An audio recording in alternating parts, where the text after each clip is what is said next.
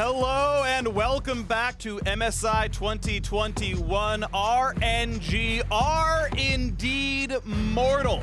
For the first time at MSI, they dropped a game, but it's time to bounce back up against Pentanet. GG 0-5, the scoreline right now for the Australia-New Zealand squad. And look at what we're dropping into right here, Phreak. The jungle triumvirate has been broken up with Udyr and Morgana on the ban list, so Rumble, the only one left up, instantly picked here by RNG. One of the big things we've been talking about is that so many of these Rumble picks have been influenced by these tier lists, and they've dropped off some of the importance of the CC to keep people on the damage. Yeah. Varus is a super high priority AD carry that actually goes to second phase here. Is a little bit nuts to see, but they are getting that crowd control instantly after the Rumble pick. This is what I really feel like is going to be the difference maker and really making it shine. Varus CC, Nautilus CC as well. So much setup. Really good team fighting here already from RNG. Yes, and one thing I want to tunnel in on as well is the mid-jungle duo. There's the interview that I believe Chazz gave where he's like, Pabu told me it's AP jungle, AD mid every time. It's why he played Zed, why he played Qiyana. And if you look at Cryin's champion pool so far this year, there's the one Nocturne game at MSI, there's one Lucian game from earlier on, but he does not play a ton of AD mids, save for Renekton, 7 games on the season. I'm curious if Renekton mid comes out, or if he has another AD mid in mind. Otherwise, Merc treads are very efficient, and that can always be a concern. Definitely true. Meanwhile, on the side of PGG, never want to overlook the Jayce pick here. It is flexible. Chazz can play it in mid lane as well, but expecting it to go into the hands of BioPanther. And this is already a poke composition. So when you're facing poke, your instant reaction is always looking for that, hard CC, hard engage from the other team. We already mentioned the Nautilus and Varus, so that's going to be something PGG now have to draft against. Try and get your disengage to keep them safe. Black Shield being banned out very early on there from the side of RNG with Morgana definitely goes a long way in taking away some of those options. Yes, indeed. You're seeing Sylas. Yep, okay. Kai'Sa will be left up as a bot lane option. Tristana, high priority, still up here as well. And yeah, I am very curious what Cryin will play this game. Lucian, Pantheon, if you look at his champion pool he's played this year, Pantheon is, I believe, the only attack damage mid left available. And that's, again, assuming they even really care. RNG themselves have played a few different AP mids, Orianna being chief among them, with Rumble in the jungle. It just, again, makes Merc treads very efficient and is somewhat of a concern. We'll see what comes around, though. Hovering pick number 4 on the RNG side. What's going to lock in the rest of the comp? Still could flex the Rumble, yes. Of course. So Nocturne, definitely can move it around. Nocturne, that you mentioned very early on, is going to be the choice, and top lane Gragas should be insta-lock there as well for Xiaohu. Definitely no stranger there, and can sustain pretty well versus the Jayce, so I kind of like that matchup there. Nocturne ultimate as well really does bring together how you're trying to set up this Rumble. You turn off the lights, then your Varus and Nautilus are able to set him up for huge damage output. And since there's so much zoning here, Rumble ultimate plus these two layered bottom lane CCs, Nocturne really gets to make use of the full dive to get back to the heart of some of the poke there with the Nidalee, with the Jayce. And so far, if they finish this up with a Chazz Akali pick, Nidalee does not have a lot of setup, does not have a lot of agency here in the early game, save for the bottom lane. That's why I've loved watching all of the bottom lanes at MSI. Yes. It's almost always these double melee engage supports. You can count on the bottom lane for action, Phreak. Yes, you can. That's where I'm hoping we get some jungler action down there. Nidalee should be able to have a lot more options as far as the early ganks. Heading down there can be very creative with invading Rumble as well. Off of some pushing lanes there. Jayce on top side should be an option for Nidalee to try and work with. Yes, you can't go for the dives that you normally see when she's paired with something like a Renekton because the CC isn't quite there. But if the poke ends up landing without that setup, you can play a lot off that pressure. And then that pressure on lanes bleeds into the jungle. And we've seen a lot of success trying to pressure these Rumble jungles early on with more aggressive styles. Absolutely. Going to be looking for this one as well. It's going to be fun watching the Akali run around. Keep in mind, Varus is the second most highly prized bot laner at this tournament so far, right behind Kai'Sa, next in line, 80% presence, but does not have safety tools. So often we saw Varus locked in alongside a Tahm Kench, but hey, there's an Akali running around, and you're up against Tristana in lane. Leona Trist can obviously force the all-ins there as well. Nautilus, not the best bodyguard in that regard, so I'm curious how well Praedyth and Decoy can try to prey upon that lane, if Chazz can do the same thing here. But otherwise, what can Cryin get done on the Nocturne? We are on to the Rift. The nerfed Gragas in the top lane here for Xiaohu, and here we go. And honestly, too, when we're looking at the bottom lane, I think it's critical that GALA is taking the cleanse. As you mentioned, Varus has no other way of escaping an all-in from Leona Tristana. That would be basically death there. Ming is a very, very, very, very good support, though. Most people rank him as #1 right now, actually, in the entire world. And his job here with the Varus lane is when the Leona Tristana goes for the all-in, you know, GALA can cleanse immediately and gain some space just by walking, hopefully before the Tristana is able to rocket jump in. But Ming goes straight for the Tristana. You don't try and peel the Leona. You go immediately for the Tristana. Try and hook him out of the rocket jump. Try and get your auto there, and then you can turn around some of that pressure. All right, late invade, though. PGG have the vision. RNG can only guess at what the plans are. You should know Xiaohu went down towards blue. They can surmise Rumble went that way as well. And is it going to be much of a late invade? They're going for it there. Who's going to win? As they're going to start, cooldowns are gone, and here we go. Poke. Bit of poke damage, nice sides up the Javelin, but not on the Jayce damage. Xiaohu at half HP, eats the casket again, and now, how about the smite fight? Keep in mind, Nidalee did start Q, so in Cougar form, the takedown can be a big chunk of damage, and it should allow Pabu to win the smite fight, but the blue resets the first time. Critical here is that mid lane push will always go to a Nocturne. Level 1 Akali cannot do anything. Level 1 Akali has no control there. Meanwhile, Nocturne, with just the auto passive with Q, annihilates minion wave. So Cryin establishing full control over mid lane immediately means that if you stick around and you want to make use of the pressure of Nidalee Jayce we talked about in Champ Select, eventually Cryin is going to have the push on mid lane. He'll collapse. It'll be numbers disadvantage. So PGG, they actually have to call off this delayed invade up there after they're able to not able to find anything quickly. A couple autos back and forth. Praedyth, though, heavily losing that trade. Of course, level 2 first for RNG means they are far more powerful. Decoy takes the anchor, and that turret shot equalizes a lot of the punishment that had come through earlier. Almost nullifies the entire level 2 power spike that had happened earlier. Chazz and Cryin still battling back and forth right now. Meaningful farm lead for Cryin. I think a lot of that can get answered, but so far, not so great for the Akali. Again, we'll wait for the team fights, though, for that really turns on. Yeah, this matchup for Akali is you're basically a little tadpole until you're level 6. Then you can evolve into a frog, at least, with the ultimate to be able to look for level 6 kills on weaker members. However, she really benefits when you get to max out your 5-point strike. And the scaling of Akali is what really was buffed and really brought her back into pro play. Cryin is on the way over. But I guess Jayce on the way down as well. Should make Pabu fairly safe. He does have 2 camps he can steal away. The Nocturne's around. Xiaohu's nearby. This can get dangerous fast. Pabu smites for health, and it's time for the all-in. 3v2 topside, though. BioPanther wants to flash away. Cryin dangerously low. Flash follow for the Akali. Chazz, can they get first blood? Yes, they will. And now it's time for the chase down. Xiaohu still has flash. Can easily get away with body slam. However, the rest of the squad has come back around. So, hey, with Wei sticking in there, looks like he's going to get this Scuttle Crab after all. The tadpole strikes first, Phreak! Level 4 Akali getting a kill is actually insane here. PGG, they've got the numbers advantage. Yes, Pabu was low heading up towards the Scuttle Crab, but look at the mini-map. Your jungle is on bottom Scuttle Crab here, so RNG fighting the 2v3.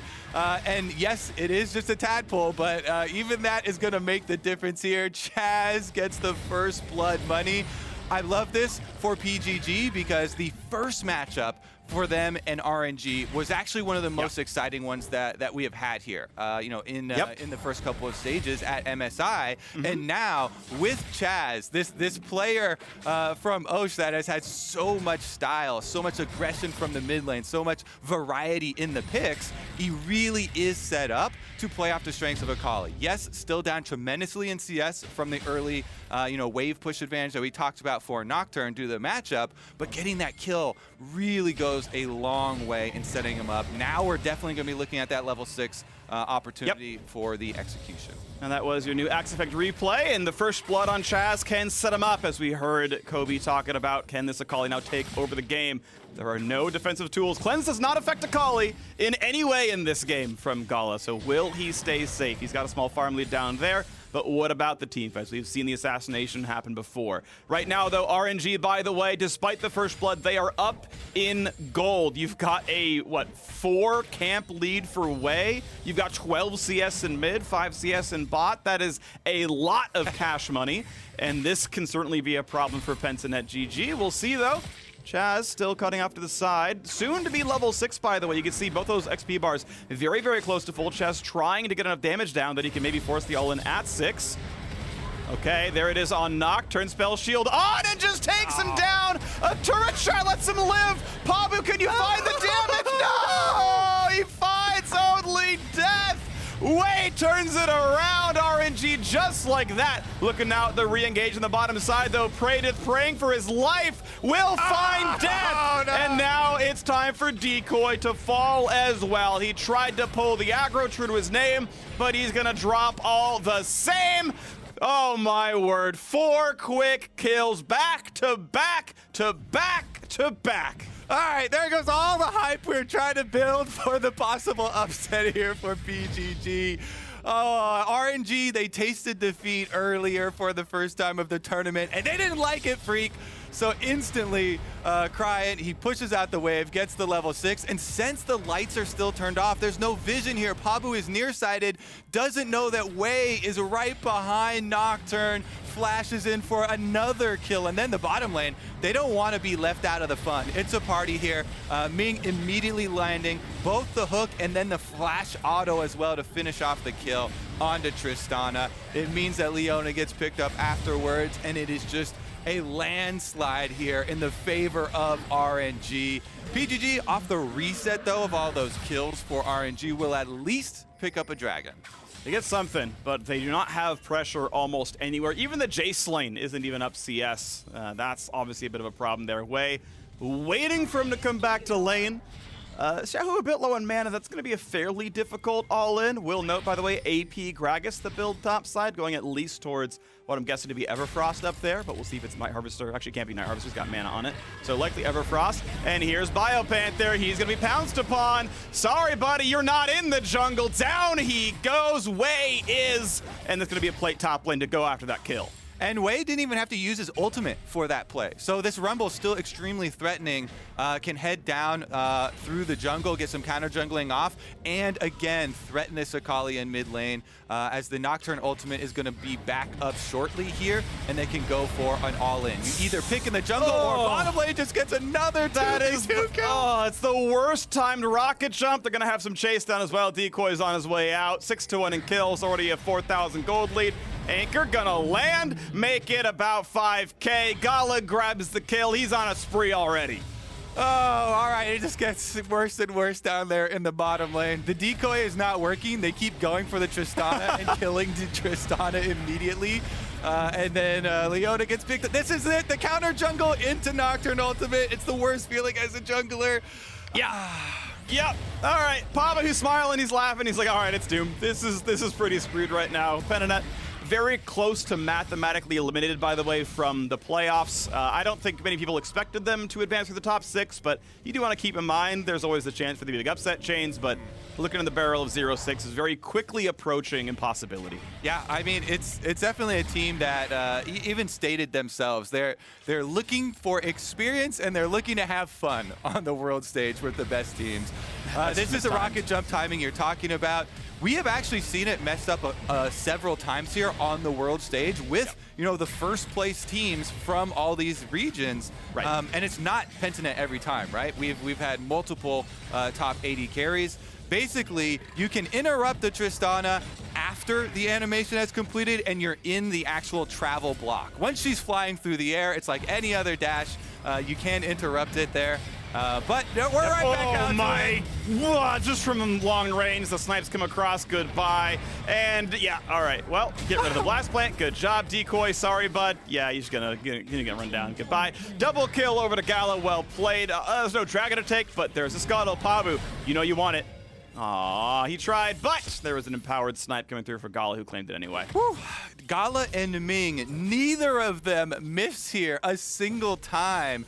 And the Tristana Leona lane that we've been hyping up for all this action and creation that you're able to, never mind, we might have another all-in. Explosive cast backwards, Way is on the way over, Cryin, no ulti, BioPanther is gonna drop. This Rumble is everywhere, 4-0, and 0 just comes over, walks up, deals 300 damage, and just collects his money. All right, put the children to sleep, avert your eyes. It is going to get worse from here. This is a trouncing by RNG already. It was the one moment of glory, the first blood kill in the top river for PGG. Yep. And then from there on out, RNG just made it a bloodbath. Everybody getting their own kills all across the map. It is now 5 onto GALA on this Varus. Yeah. Bottom lane basically on cooldown with either CC hitting, Ming with hooks or ultimate or flash or GALA hitting his, has resulted in death. I do like how thematic PGG have been, though, in this game. They picked, Drake's Hold On, We're Going Home as their song. They got a Drake, and then with all the deaths, they've constantly been going home. So it's really nice that they managed to keep to the theme song. Praedyth flashes over a wall into Rumble ulti, takes about 300 damage, and then Buster shots out of range, but that allows the Nautilus to walk up. Maybe he should have just kept walking. Down goes the kill, number 4 for Praedyth. Ooh, I like it. It's actually going to become a race between Way and GALA for most kills in this game. Mid lane, Chazz, feared, but able to walk out. The whole squad's here. Do you take a 3v4? I think you might as well try. Anchors away. Ming sets it up, and Way knocks it down. Dominating now into the turret. A flash away for Pabu. He's got a heal. It doesn't mean very much, though. And now they re-engage. Way is going to stay alive. BioPanther will not. The Cougar barely backwards as well. And for good measure, why don't we summon a Rift Herald? Ming just keeps on pulling them in. Phreak reel in another one. It's an extra kill here over to RNG. Rift Herald down. That's going to be all the turret plates. Maybe they can fish for one. Praedyth over the wall. Can they take it down? They will take down Ming and Pentanet. Doubled their kills from the entire game. All right, that's another shoey there for everybody in Australia.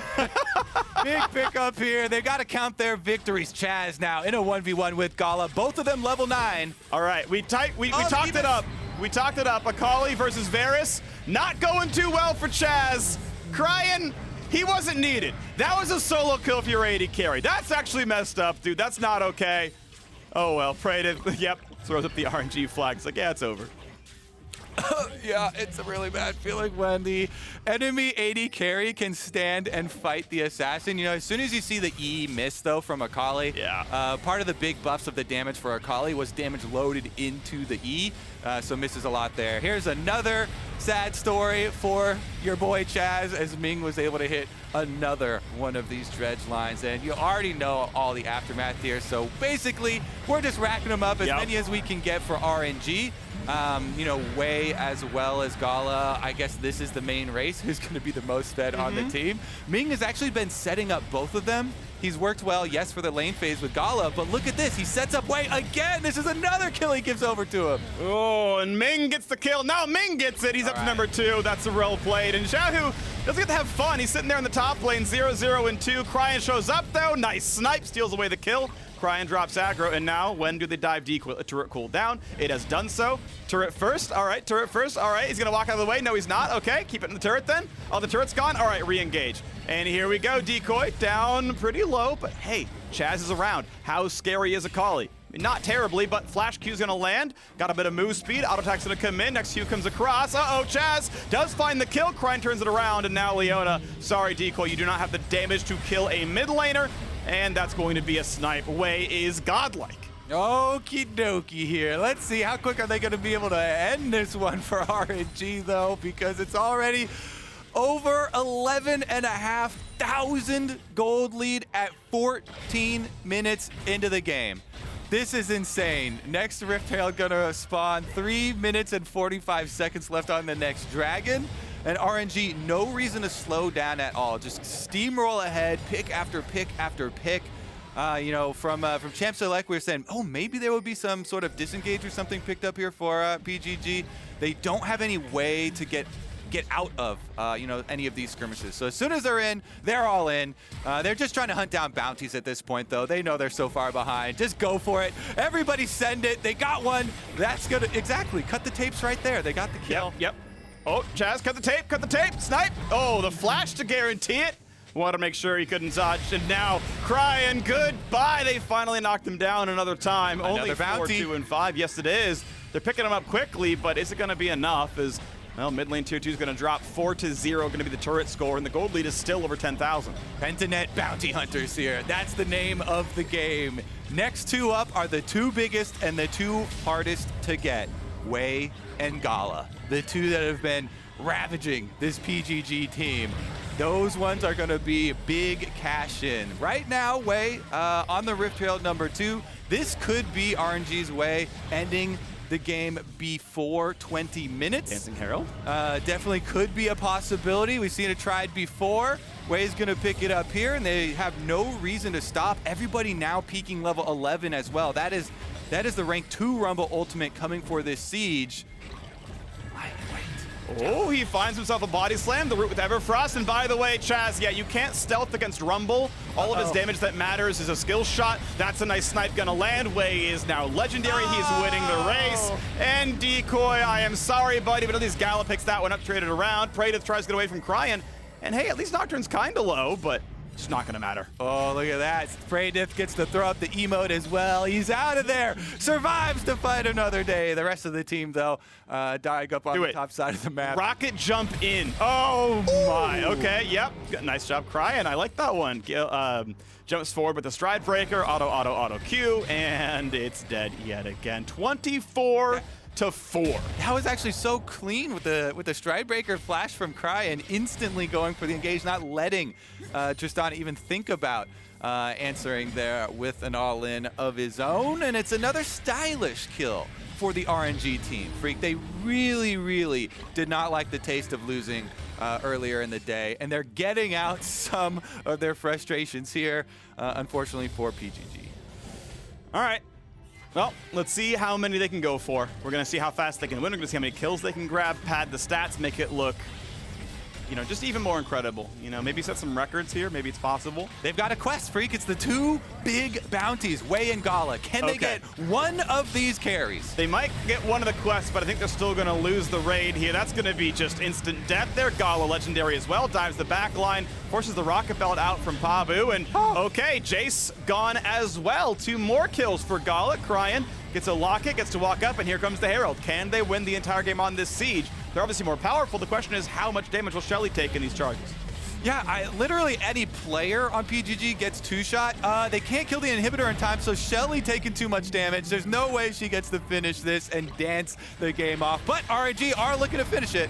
They're going to go for the game winner. Nice anchor. Great equalizer. Means a lot of damage. Decoy forced to run away. Shelly at 4 HP. No! The minions stronger than anything PGG could have put up in this game. Nexus late bear. 18 minutes in. The last dive comes across. Decoy tries away. Gets kill number 9. Ties up with GALA. Now GALA takes it back over at 10. And number 11, GALA is going to be the kill leader of this game. And 18-25, the Nexus will drop.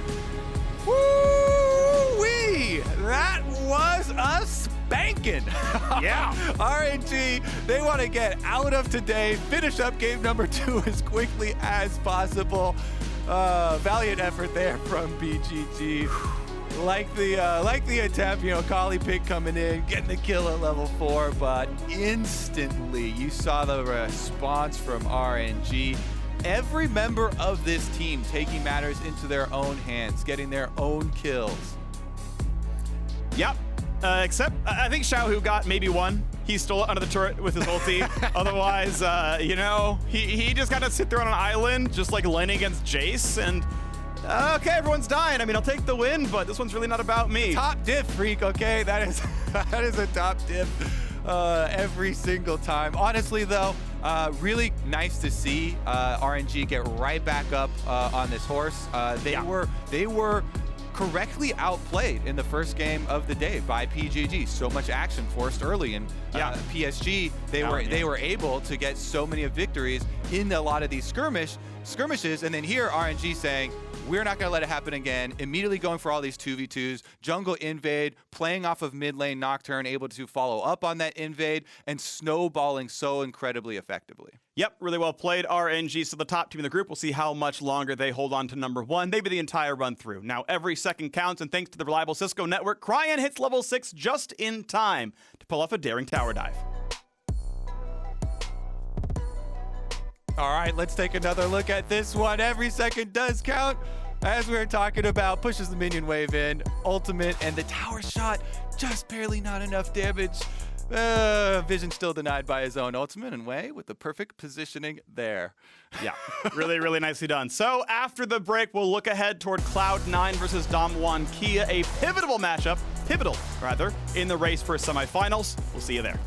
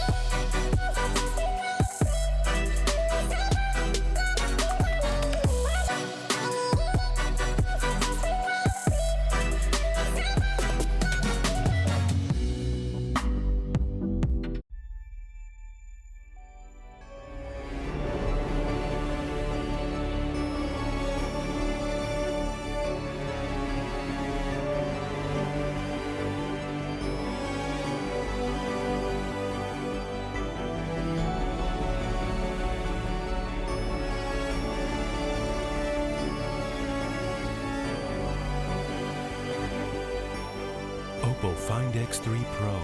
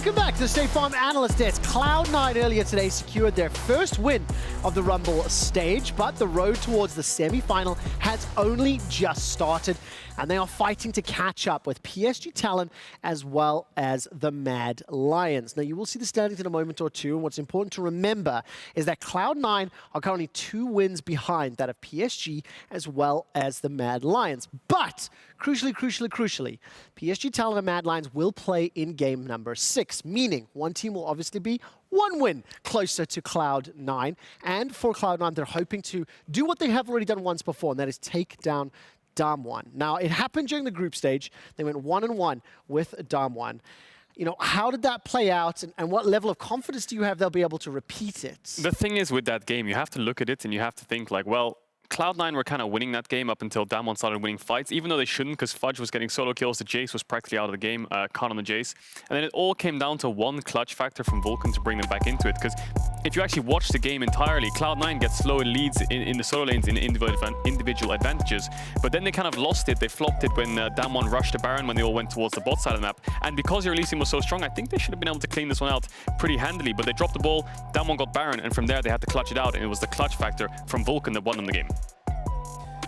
Yeah, this was huge. Like, you know, ultimately, the Cloud9 squad taking these teamfight wins, being confident in taking these kills on side lanes like you mentioned, that's the C9 that you want to be able to see. But this is not the Damwon that we'll see going forward. Like, you know, Khan being on Jayce on side lane is not something that we're seeing throughout the tournament. They're much more centric towards team fights. We're going to be seeing them on Scions primarily. So I think Damwon has definitely leveled up. It's going to be on Cloud9 to really match the moment and match Damwon's energy. I mean, they'll have to. Earlier today, it was actually Cloud9 that ran the Jayce on the side lane with the Zoe, with the Senna. They had that range composition. I believe I do have the standings ready, so we looked back. That was how Cloud9 took down Damwon during the group stage. Now we move into the second round robin. You can see Cloud9 1-4, looking down the barrel of Mad and PSG Talon as well as Damwon Kia. Yeah, look at the standings. If Cloud9 lose this game to Damwon and sit at 1-5, Mad or PSG are going to pick up a win, which means they're 2 wins behind Mad or PSG no matter what. There's 5 games left. If they sit at 1-5, then well, there's 4 games left for Cloud9 actually. Correct. In fact, against RNG, Mad Lions, PSG, and 1 more versus Pentanet. So arguably they should get 2 wins, but they have to beat PSG and Mad if they lose to Damwon. Okay, now Damwon, in their wins, I have some interesting stats for you, because when I was looking at some of the games, I had this feeling and this gut instinct that Damwon Kia, they're not necessarily the most dominant, as actually we can see Showmaker looking at the standings. He's looking at the standings like we should probably be. He's doing the math that we are trying to do. Raz, I'm going to put you in a little bit of an unenviable position here. When we look at some of the stats of Damwon, plus 1,700 gold at 15, 2.1 average KDA, 80% first tower.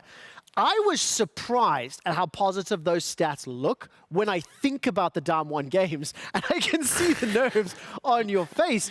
How do Damwon win, and what do Cloud9 have to do to prevent that from happening?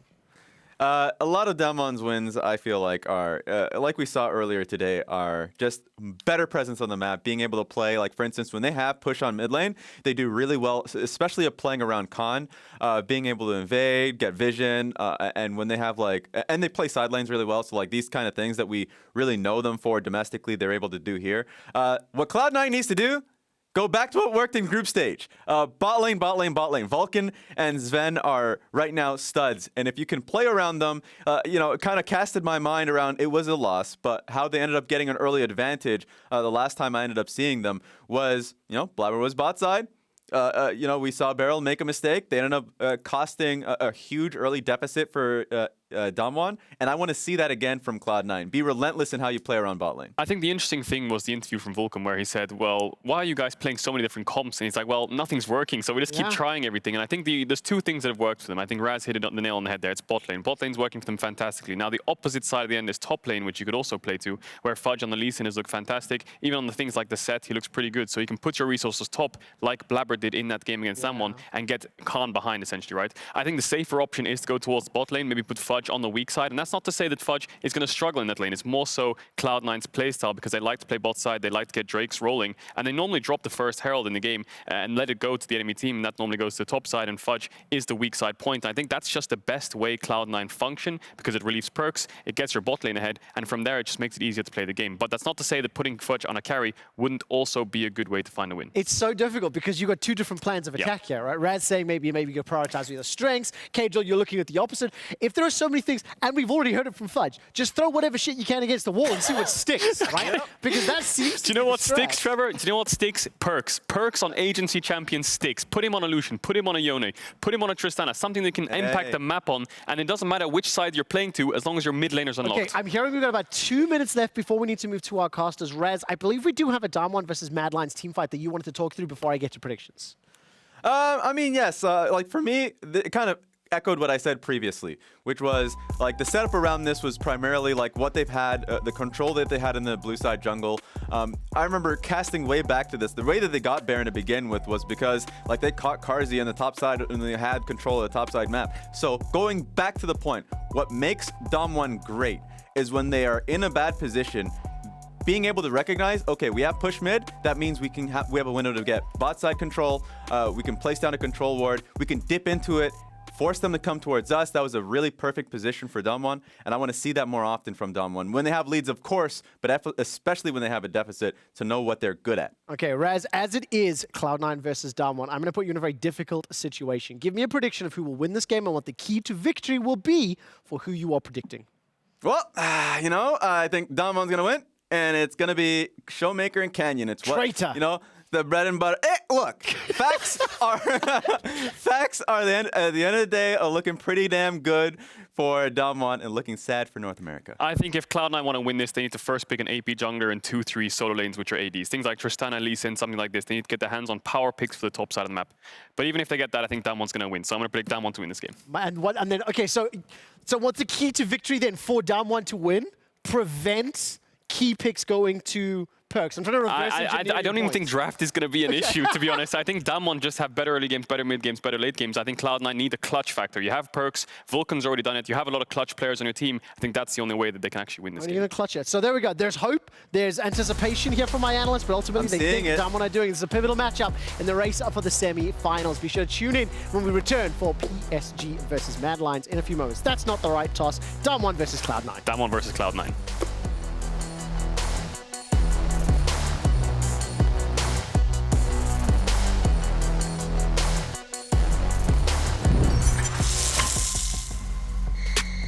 Time for a rematch in our Rumble stage. Cloud9, they are still looking for their first win.